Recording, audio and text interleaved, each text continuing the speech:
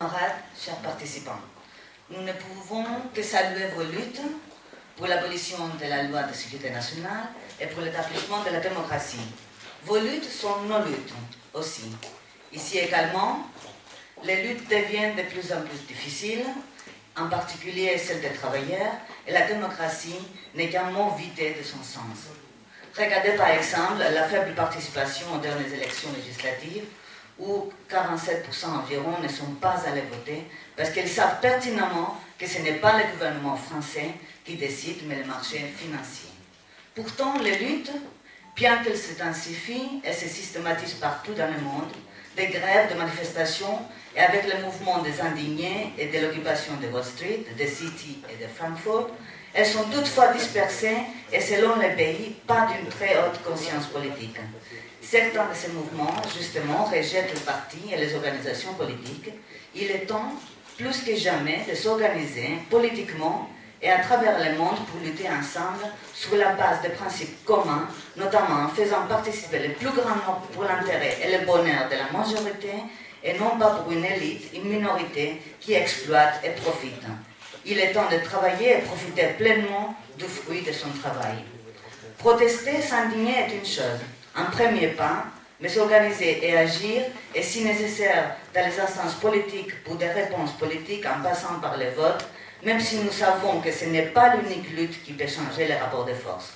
Les actions et les activités étant unies et ayant comme axe central son peuple, les besoins et les intérêts de son peuple, et pour le servir, le peuple avec un but commun et clair, malgré les différences qui peuvent exister.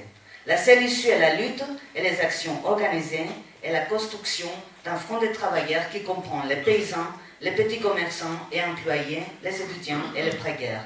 Ce n'est pas non plus l'unité pour l'unité, c'est l'unité d'action pour renverser le système capitaliste actuel en crise. En outre, vos luttes pour l'abolition de la loi et l'établissement de la démocratie rejoignent et sont étroitement liées à la lutte pour la réunification de la Corée. Nous saluons votre lutte pour la réunification et cette lutte est la nôtre aussi, parce que d'autres pays sont divisés et luttent pour la réunification et d'autres encore risquent d'être divisés tant que ces systèmes qui exploitent et pillent existent. Plus précisément, s'il y a un peuple qui partage l'aspiration la plus haute du peuple coréen pour la réunification est le peuple chypriote. S'il y a un pays divisé par l'impérialisme et ses alliés, pour les mêmes raisons et sa position géostratégique, même si le prétexte de l'invasion et de la division était différent, c'est Chypre. À Chypre, même si nous n'avons pas de loi de sécurité nationale, mais je suis sûr que dans le nord, donc les partis occupés, ça doit exister, nos luttes rencontrent beaucoup d'obstacles. Guidé actuellement par Dimitris Christofias, notre président communiste, le processus de la réunification a marqué de belles avancées depuis son élection en 2007. Néanmoins, chaque fois qu'on fait un pas en avant, on fait deux pas en arrière à cause des forces anti-réunification interne guidées par les forces impérialistes de l'extérieur. Deux événements se sont produits récemment qui mettent en péril et obstruent le processus de la réunification. L'explosion meurtrière en juillet dernier d'un stock d'armement et l'exploitation du gaz naturel trouvé dans les eaux territoriales de Chypre. Ces deux événements ont créé une crise politique et une crise économique. Depuis l'explosion à l'intérieur du pays, les partis politiques attaquent notre président et demandent sa démission. Et de l'extérieur, la Turquie, un allié fidèle de longue date des USA, comme la Grèce d'ailleurs, menace et conduit de manière provocante des manœuvres et des exercices militaires devant les côtes de Chypre. Le dernier en date et en cours se termine au mois de juillet 2012, et ce sont au mois de juillet, c'est le mois où se sont déroulés les terribles événements de 1974, les coups d'État orchestrés par les colonels grecs, suivis de l'invasion et de l'occupation de la Turquie qui dure toujours, suivant les plans de l'OTAN et avec la complaisance des Britanniques qui possèdent encore, depuis l'indépendance du pays en 1960, deux bases militaires sur le sol chypriote. Plus précisément, le 11 juillet 2011, des chargements d'explosifs qui étaient stockés dans une base navale au sud de Chypre ont explosé, faisant 13 morts et des dégâts matériels. La base se trouvant à côté d'une centrale électrique importante. Ce matériel, c'est très important, ce matériel militaire n'appartenait pas à Chypre. Il a été saisi sur un bateau russe, le Montchelkost, qui partait de l'Iran vers la Syrie. Il a été intercepté par les États-Unis et les Israéliens qui ont demandé l'intervention de l'ONU afin de faire respecter ces résolutions du Conseil de sécurité.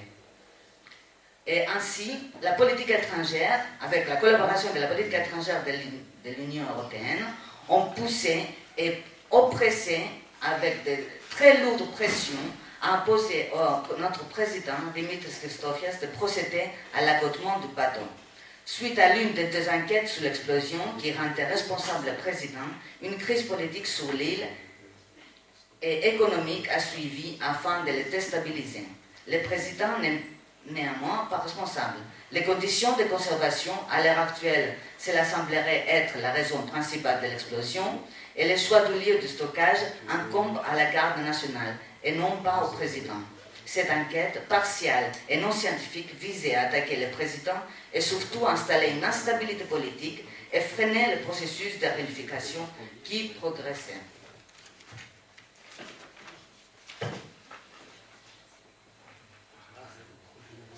On me dit c'est fini, mais c'est très important par rapport à ce qui se passe actuellement dans la région, parce que c'est un événement qui n'est pas connu. Donc je vais me permettre encore 3 minutes.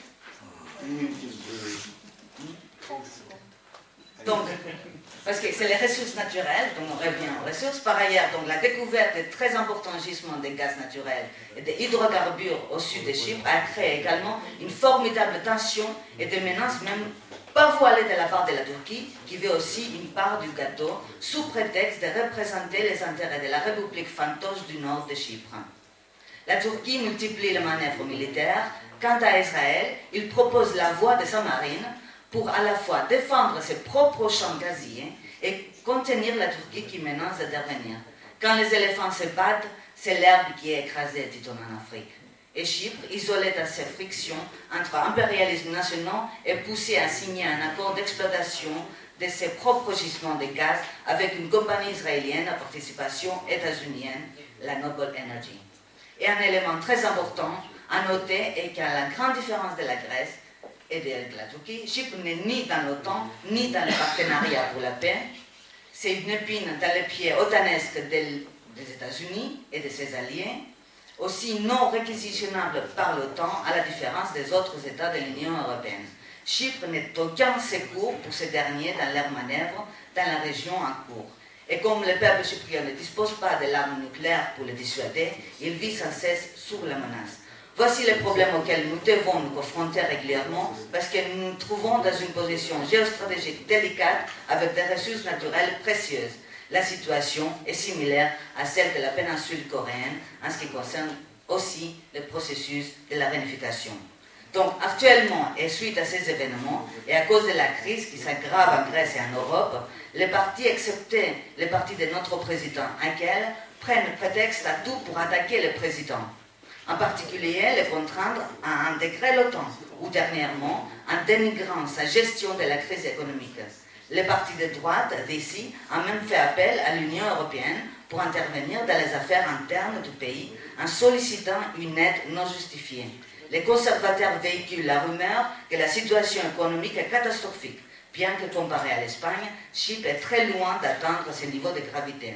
Le président, notre président et son parti, est également attaqué pour sa politique de réunification, politique pour laquelle il a été élu en 2007. Ce qui fait les jeux de l'OTAN et de la Turquie, désirant maintenir Chypre divisé et tirer profit des fruits de nos ressources naturelles, après avoir pillé toutes les ressources hôtelières, hydrauliques et agricoles en 1974. Notons que des élections auront lieu l'année prochaine, en février 2013, et que la pression sur Chypre est d'autant plus forte qu'elle prendra à la tête de l'Union européenne durant le second semestre de cette année. Et je termine, donc cette situation, les attaques à l'endroit de laquelle Christofia, l'unique président communiste à l'Union européenne, sont liées également à l'anticommunisme qui croît dangereusement en Europe et à la voie de fascisation qui emprunte beaucoup de pays dans l'Union européenne. Notons par exemple l'arrivée de la Chrétie à Vie, l'aube dorée en Grèce et le Front National en France après les élections du 6 mai, 10 juin et 17 juin respectivement.